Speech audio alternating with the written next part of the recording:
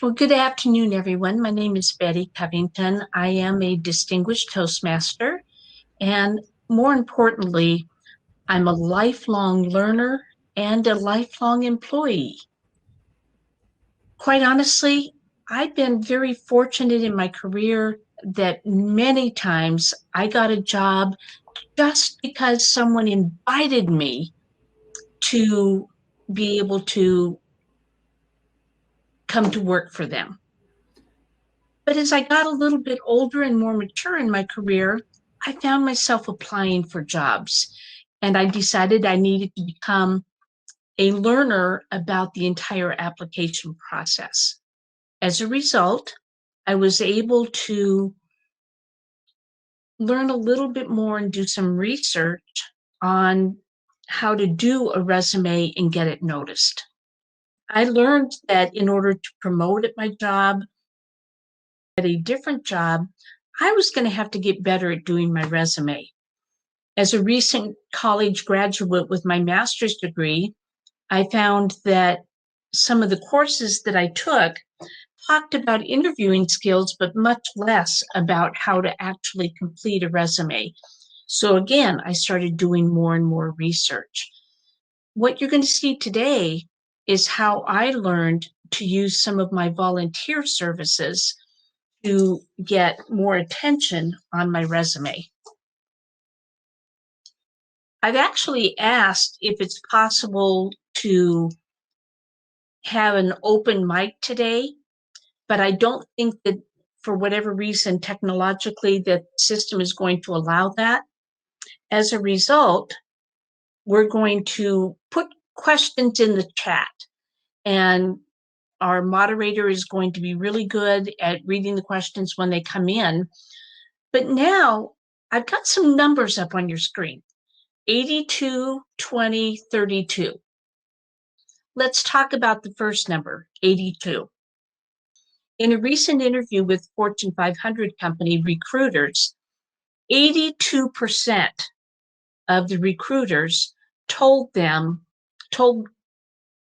the response was that they look for volunteerism on resumes. They want to know that they are hiring well-rounded employees, people who are not just focused on career, but also give back to the community. 82% are looking for volunteerism. 20%.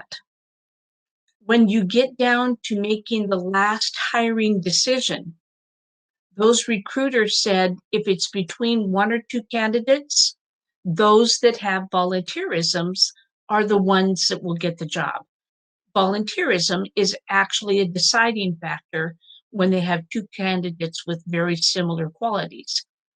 And finally, 32%. This is the really sad number. Only about 32% of people who create a resume add volunteerism to their resume. What's wrong with this picture? If 82% of recruiters are looking for it, folks, you need to be adding your volunteerism to your resume. Let's talk about a few myths. How many of you think that there is a specific special format that should be on your resume? How many of you think that your resume needs to be a single page? Let's talk about the first two, and then I'll come up to the years page. There is no specified format for resumes. It is recommended that you have a summary page. Your summary should be always inclusive, but you don't necessarily have to put things in a specific format. Unless, of course, the employer that's hiring you has asked for a specific format, in which case you would follow whatever they're telling you. But in general, there is no specific format, but there should always start with some kind of a career summary that picks up something called keywords. And we're going to talk about that in just a few minutes. As far as pages are concerned, if you've had a lifelong career like I have, you've got a lot more experience than will fit on one page. Here's the good news. Recruiters no longer expect you to have just a single page. If you've got it, flaunt it. In other words, if you have relevant experience, it's okay for you to have more than one page. If you are applying for an administrative assistant position and you used to be a dog walker, that's not necessarily going to be relevant. So that might not be something you include. But if you are applying for an engineering position and you have a page and a half of engineering experience, give us the whole thing. And that takes us to the last thing, years. Many times an employer will be looking for a specific amount of experience in any single category. If you say that you worked from 2005 to 2006 at an employer, does that mean you worked 24 months? Or did you work in December and January and only work 2 months? There's no way for an employer to know the answer to that. Because of that disconnect, employers actually want you to give at least a month and a year for your employment dates, not just a single year. So how do you involve your volunteerism?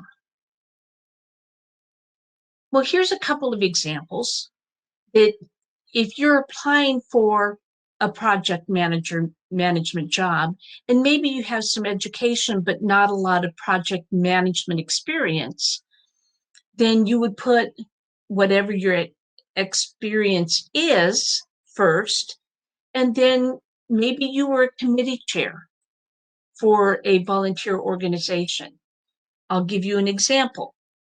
I have been, for District 3 Toastmasters, I have been a conference chair, I have been the head of the speech contests, and I have been, this year, I am the training coordinator.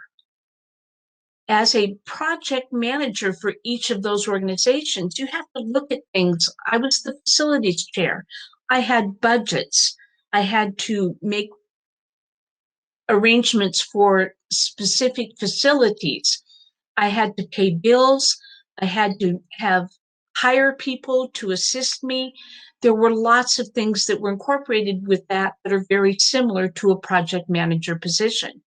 So if I were applying for a project management role, I would say, for example, leadership and development organization, Toastmasters, and then I would say facilities chair, or I might just say facilities chair, parentheses, Toastmasters, and list all of the things that were involved in that position that made it a project management job. Same thing with supervision.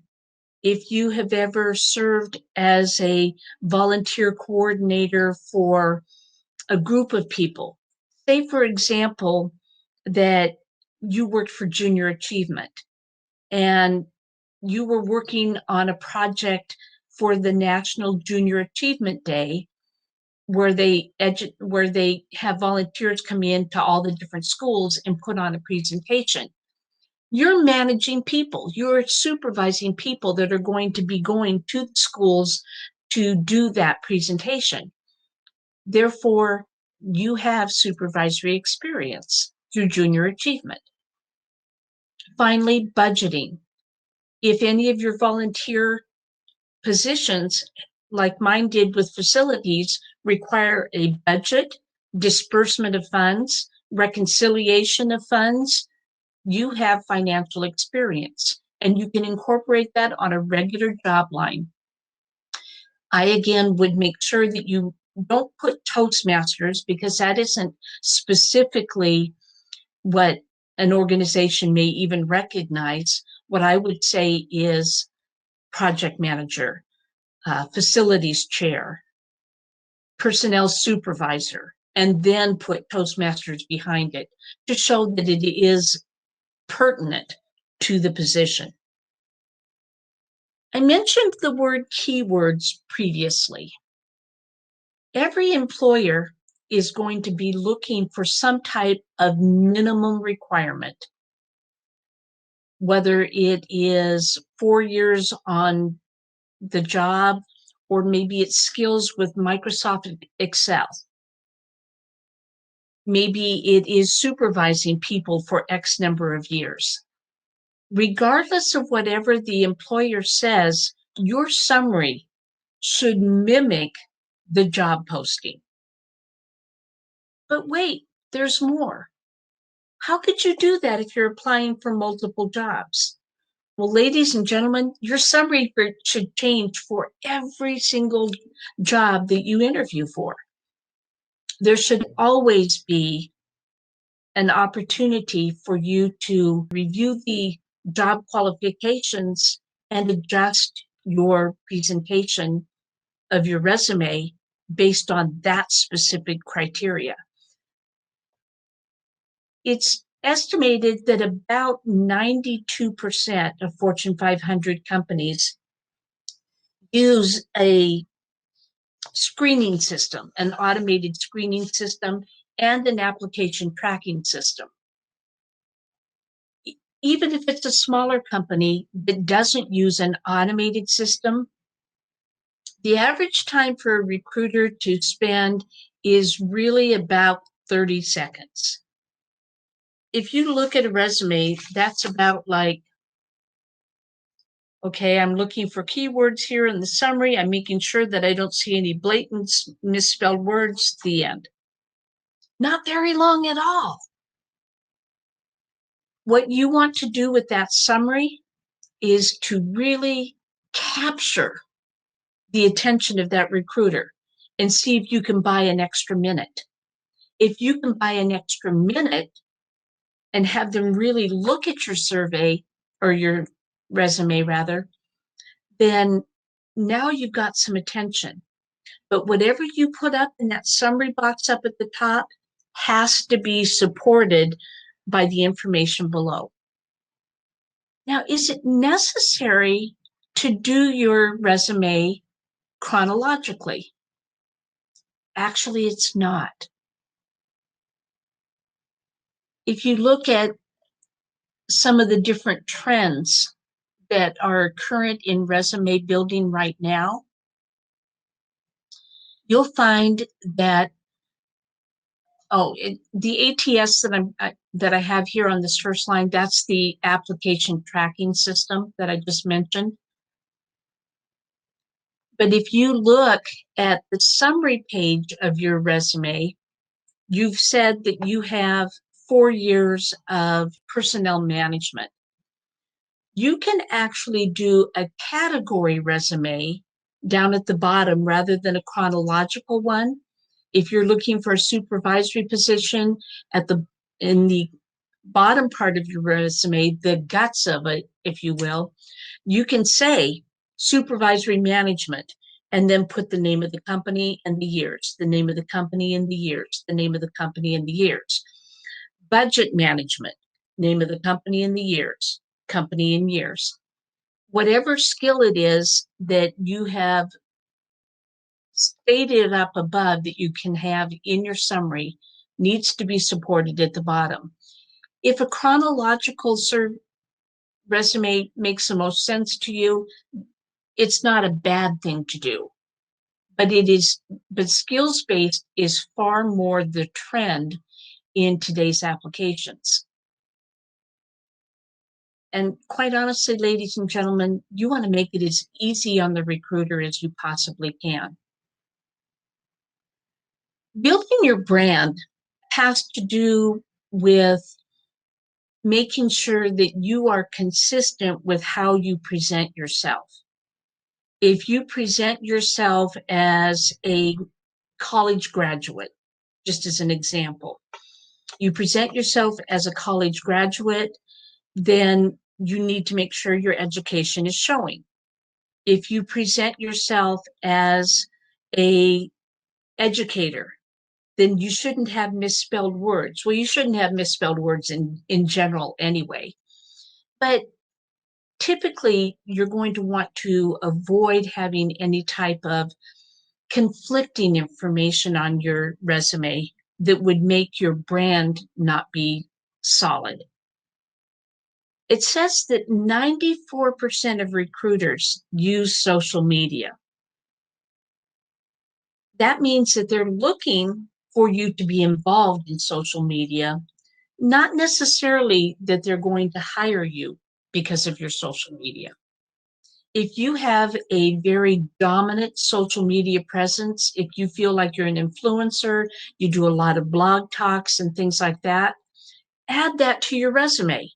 That's a skill that you have. And then it may cause them to specifically look for your blog or your presentations on YouTube or whatever you have. But in general,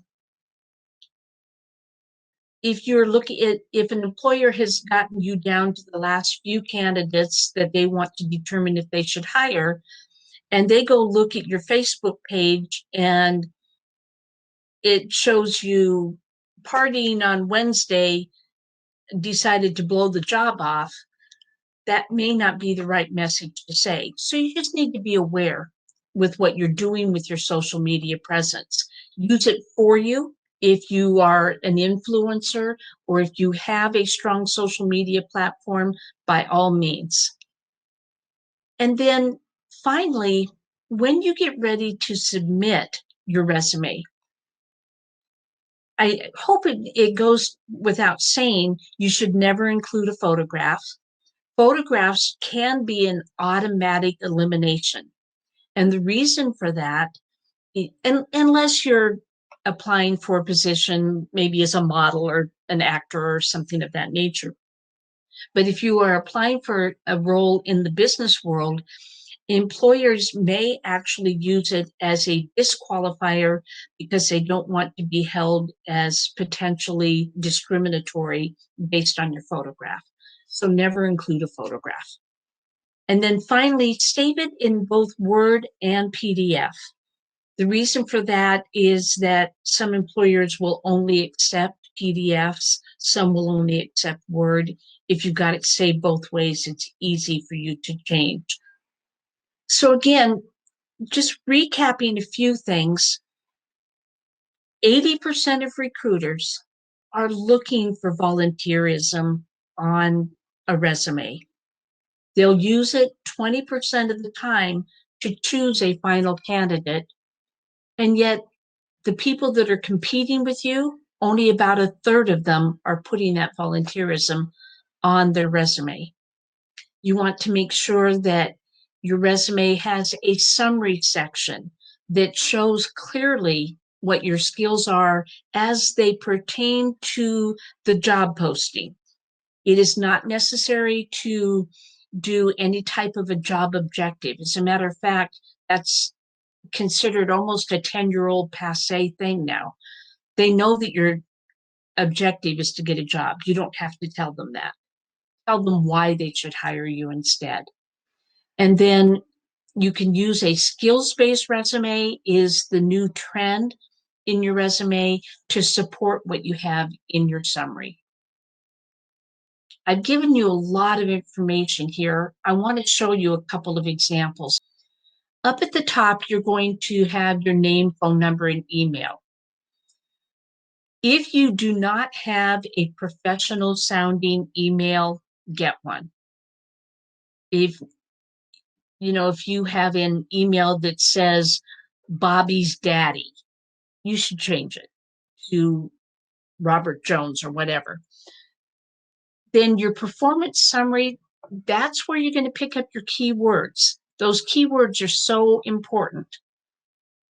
Strengths and abilities. Okay, if we have all of these strengths and abilities listed here, then you'd better be supporting it down below in your professional experience. And so here's another one. It looks a little bit different.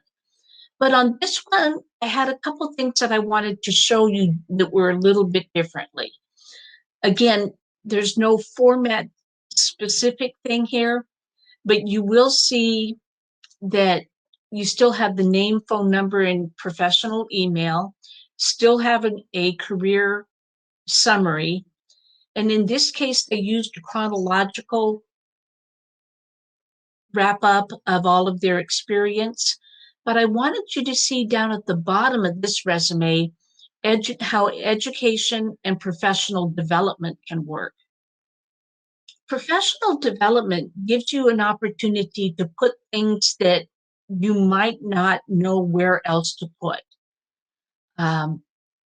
If you have specialty software experience, that can go under professional development. If you have military service, a lot of employers give prior military preferential hiring. If you have not just job experience, but other specialty things that you have done as a volunteer that didn't quite fit in with this particular job, so you may not have it up in your work experience section because it didn't pertain to this job, but that's where you're going to put that you also are a volunteer, because you want to make sure that you get your volunteerism on your resume. Bye, everybody, and thank you so much for joining us today.